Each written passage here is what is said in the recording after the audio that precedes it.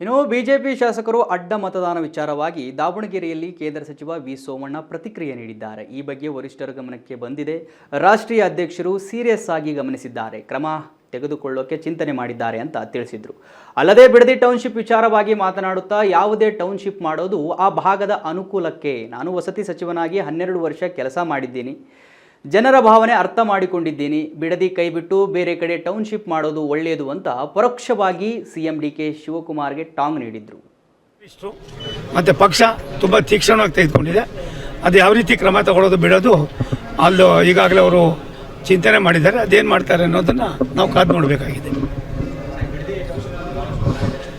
ಒಂದು ನಾನು ಸಜೆಷನ್ ಇಷ್ಟೇ, ಯಾವುದೇ ಟೌನ್ಶಿಪ್ಗಳಾಗಲಿ ಮತ್ತೊಂದಾಗಲಿ ಮಾಡೋದು ಆ ಭಾಗದ ಜನರಿಗೆ ಅನುಕೂಲಕ್ಕೋಸ್ಕರ.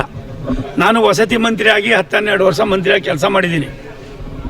ನಾನು ಶಿವಕುಮಾರ್ ಅವರಿಗೆ, ರಾಜ್ಯದ ಮುಖ್ಯಮಂತ್ರಿಗಳಿಗೆ ವಿನಂತಿ ಮಾಡ್ತೀನಿ, ವಸತಿಯನ್ನು ಕೂಡ ನಿಮ್ಮ ಕೈಲೇ ಇದೆ.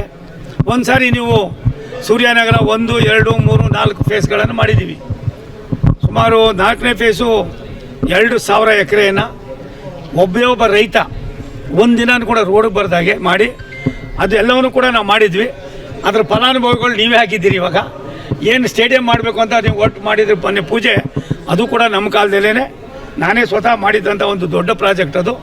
ಅಂತ ಮಾಡುವಾಗ ಯಾವುದೇ ರೈತರಿಗಾಗಲಿ ಈ ಪರಿಸ್ಥಿತಿಯನ್ನು ಅರ್ಥ ಮಾಡಿಕೊಂಡು, ಏನು ಜನ ಬೇಡ ಅಂದಾಗ ನಾವು ಇನ್ನೊಂದು 10 ಕಿಲೋಮೀಟ್ರ್ ಮುಂದಕ್ಕೆ ಹೋದ ತೊಡೆದೇನಲ್ಲ. ಮತ್ತು ಈಗಾಗಲೇ ಸಾಕಷ್ಟು ಕಾರ್ಖಾನೆಗಳು ಬಂದಿದೆ, ಟೌನ್ಶಿಪ್ಪು ಕೂಡ ಆಗಿದೆ.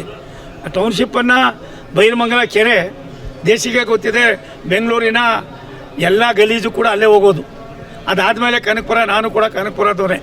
ನಾನು ಶಿವಕುಮಾರ್ ಅವರಿಗೆ, ರಾಜ್ಯದ ಮುಖ್ಯಮಂತ್ರಿಗಳಿಗೆ ವಿನಂತಿ ಮಾಡ್ತೀನಿ, ಯಾವುದೋ ಕಾಲದಲ್ಲಿ ನೀವೇನು ಬೇಕಾದ್ರೂ ಹಠ ಮಾಡ್ಬೋದಾಗಿತ್ತು, ಇನ್ನೊಂದು ಆಡ್ಬೋದು. ನೀವು ರಾಜ್ಯದ 7.5 ಕೋಟಿ ಕನ್ನಡಿಗರ ಮುಖ್ಯಸ್ಥರಿದ್ದೀರಿ. ಅದನ್ನು ಬಿಟ್ಟು ಅಲ್ಲಿಯೇ ವಾಸ್ತವಾಂಶವನ್ನು ಮಾಹಿತಿಯನ್ನು ತರಿಸ್ಕೊಂಡು ನೀವು ಯಾವುದೋ ಒಂದಕ್ಕೆ ಜೋತ್ ಬಿಟ್ಟು ನೀವು ಮಾಡಬೇಕಾದ ಅನೇಕ ಯೋಜನೆಗಳನ್ನು ಪೇಪರ್ನಲ್ಲಿ ಹೇಳ್ತಾ ಇರ್ತೀರಿ, ನಾನು ಅದು ಮಾಡ್ತೀನಿ ಇದು ಮಾಡ್ತೀನಿ ಅಂತ.